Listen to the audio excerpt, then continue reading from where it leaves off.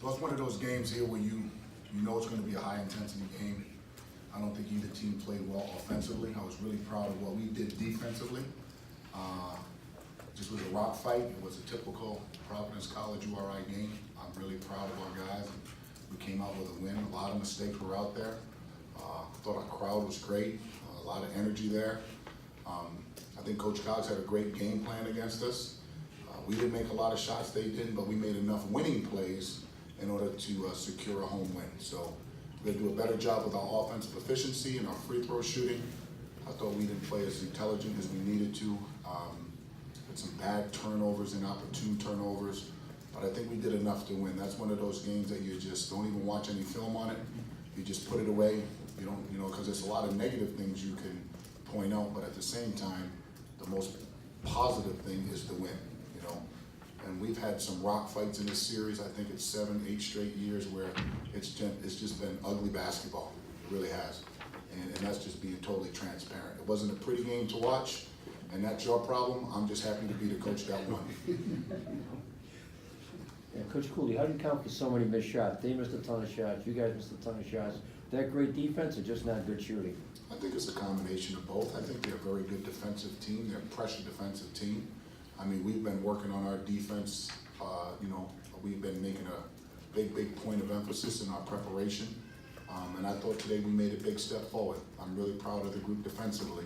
We just got to do a little bit better job offensively. And part of that is rhythm, timing, and you really saw a lot of our youth on the floor today with respect to synergy offensively. And on a day when Alpha struggled, just talk about the lift your bench gave, and particularly the guy to your right. A lot of, a lot of attention goes to Alpha, goes to Nate or whatever, but like our silent assassin has been Isaiah. He's a calming influence, doesn't say much, he just produces, whether it's a free throw, a loose ball, a big three, always communicating. He's our leader, does a really good job, and I'm really proud of him because he's definitely, he's our sixth man that we can count on. He's definitely a sixth starter. For Isaiah and AJ, what did you guys focus on in the second half? As shots maybe aren't falling, but you're still in the lead and still trying to finish it off. We just wanted to focus, make sure we didn't give up any easy transition layups or threes, so we basically focused on defense. Make sure we stuck together, even though we wasn't making shots. No one lose their head.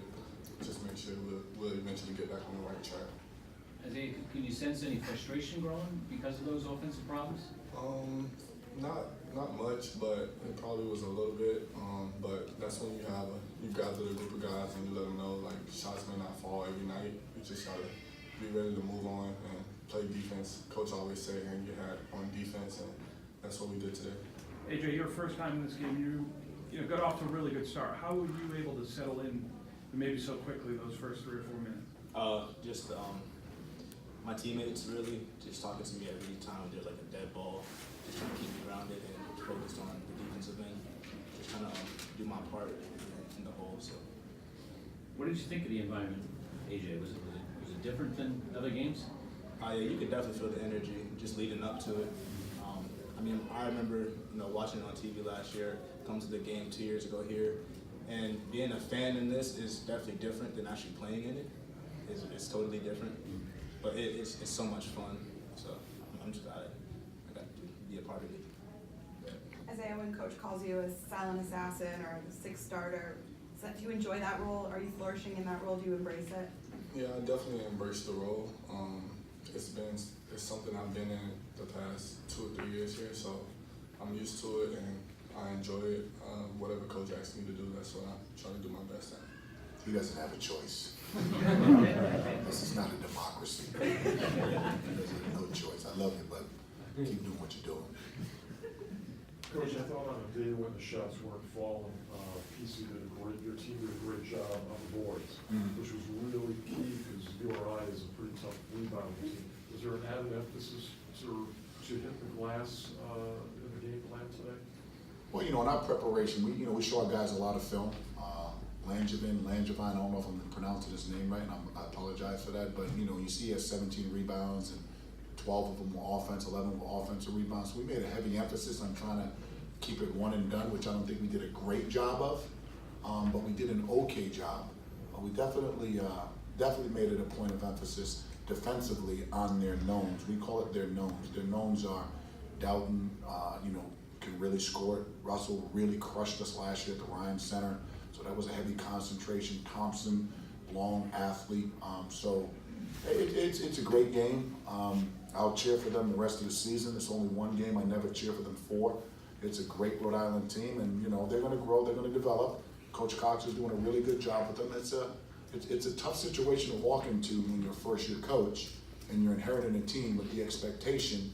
And I just hope all the fans in Kingston are just patient with development, because in Rhode Island we're not too patient. And for everybody who's not patient, try to grab a whistle and become a head coach.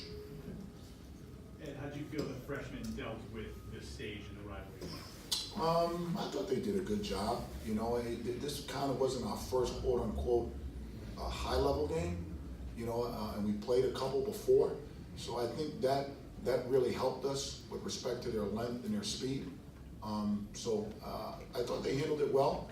I was really proud of them. Not the turnovers, but just how their focus was. I thought they did a great job. I thought Malik gave you a good lift today too, coming back, obviously not playing the other night. Malik gave us a good lift. He handled the ball. They trapped you a couple times. They did. Again, it wasn't a game where it was pretty, but it was a game where I thought we grew up defensively. Offensively, I got to do a better job coaching, but defensively today, I thought we were pretty impressive. Coach, what are some points of emphasis going to be against the BC Eagles on Tuesday?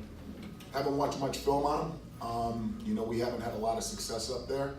That they're playing really well. Their backcourt is pretty good, but I think the preparation and preparing for a great backcourt of University of Rhode Island will give us somewhat of a focus.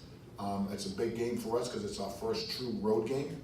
So we're going to have to be a lot more in tuned offensively. It's a place that I'm very, very familiar with up at Boston College, and I expect 8,000 Providence fans there. AJ, you expecting a good contingent there too? The Bremer and May group?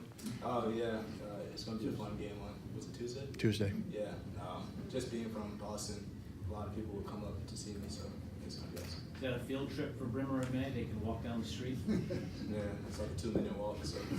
It'll be one of your 9-irons, Kevin. There you go. It's a big 9-iron. It's a 5-iron for me. All right, so it'll be a sandwich for Bill Reynolds. Anything else? It's a great game. I'm happy we won.